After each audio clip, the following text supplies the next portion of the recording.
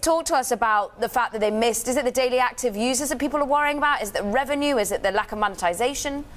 Well, here's what I'll tell you. Well, first, I agree with you that the shares are plummeting. I disagree that this is the headlines about that this being a Facebook kind of effect.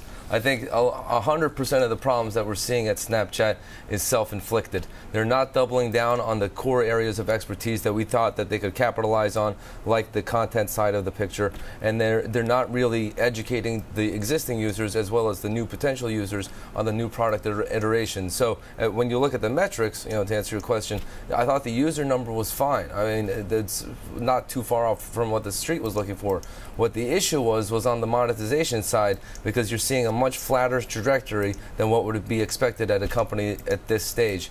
And I think that's why the red flags are starting to go up.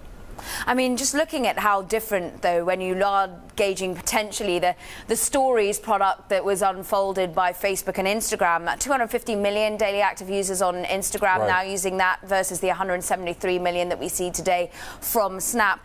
I mean, where, therefore, do you see them making any sort of inroads into the market share, particularly for the likes of mobile ad market, James? I mean, at the moment, eMarketer thinks it'll just go get 0.6% of the global pie versus 22% that Facebook has. I'm slightly shocked that you think that this isn't in any way a competition issue. Not 0.6, by the way, James, is 0.6. It's just, it's English. It's a British thing. Okay.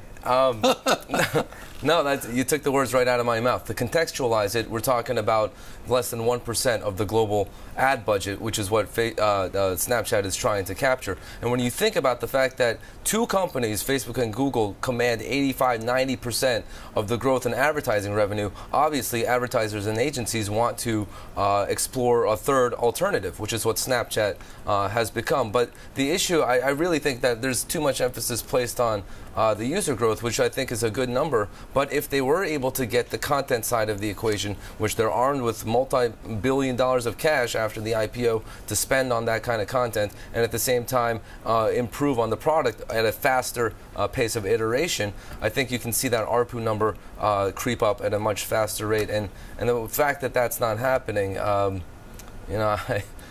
Faith. I've been in the seat 3 months ago too. Faith is the belief in things unseen, and James has faith that these guys will be the gang that could shoot straight.